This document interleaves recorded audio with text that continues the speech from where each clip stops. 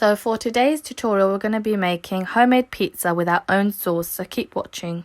For the dough, you will need 600 ml of water, room temperature, 2 teaspoons of active yeast, 880 grams of plain flour, 1.5 teaspoons of salt, 1 teaspoon of sugar, and then 3 tablespoons of olive oil. We're going to start off by putting the water in a bowl and adding the active yeast.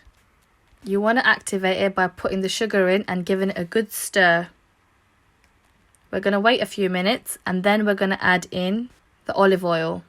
To that, we're going to add in the plain flour, a few cups at a time. So we've added 3 cups and then added in the salt. Here I'm using cups, but the equivalent measurement is at the beginning in grams. So basically you want to put in half the flour and give it a good mix with the salt before we add in the rest slowly.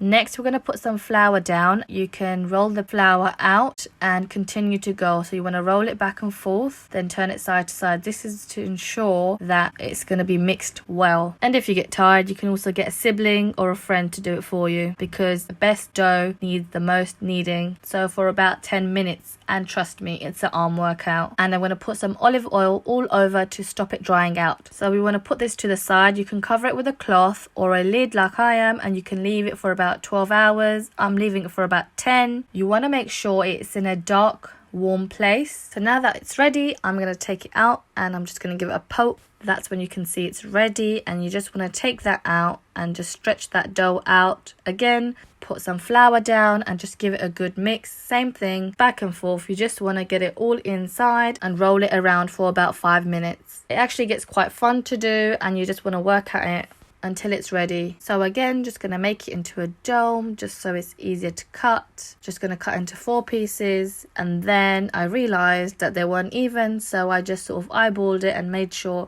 that they were of similar size, and this can make about 6 good sized pizzas. So for your pizza, what you want to do is make it into a small ball. Again, put flour on the bottom and you just want to press that out. You want to use the palm of your hand and you want to push that against the dough. You want to copy sort of movements that I'm doing, and you want to keep it round and you want to keep rotating and stretching out the dough, and you can also pat it down just to even it out. So what we want to do is we want to stretch the dough out, but at the same time we want to do it slowly. You can press down on the dough and make it into a round shape, and then you just want to hold it lightly and the dough will stretch out itself. The reason why the dough stretches out itself, because you've already done the work prior, and as you hold it, it will start to move due to gravity. Your dough shouldn't be too thin and at the same time not too thick, down to preference. You want to just poke it all along and sort of make a little bit of a crust and a base. So the reason why I'm poking it a little bit is so that the pizza sauce stays in those pockets and stays on the pizza and doesn't move around. It takes a little bit of time to get it right, but just practice, you know. Once you've done that, you just want to flip it around on your hands just to level out any imbalances, and then put it back down on the back of an oven tray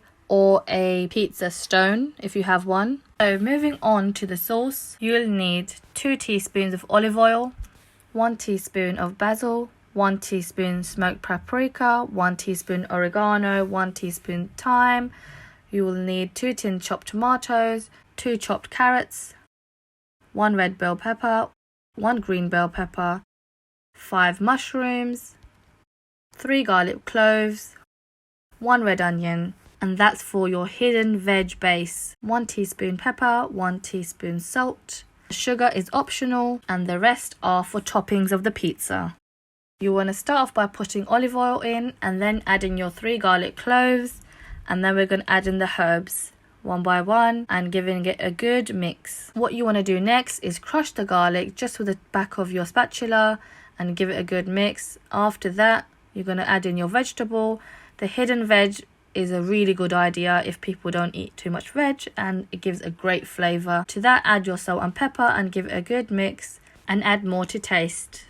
You want to keep mixing it while it's on a medium heat, and then you want to add in your tin tomatoes one by one, giving it a good mix and placing on the lid. You want to leave this for about 10 minutes on a medium heat so the flavors merge together, and then you want to get a blender and just blend this all up just to give it a smooth paste. You can make it as chunky or smooth as you like, and that's it. For the pizza base, you're just going to put a little bit of olive oil and then spread it all around, and then you can add on your sauce as little as much as needed. Less is more in this situation, but you do want to cover the bottom. Then you can go ahead and add in your toppings. I'm going to be doing mushroom, peppers and pesto with mozzarella and cheddar cheese. I like to use mozzarella and cheddar cheese to give it a good contrast and a really good flavor, but it's up to you. And there you have it. There's my pizza. Look how delicious it looks. It was really good, and you can use as many toppings as you like. This is anchovies and tuna one, and this is a jalapenos and other toppings.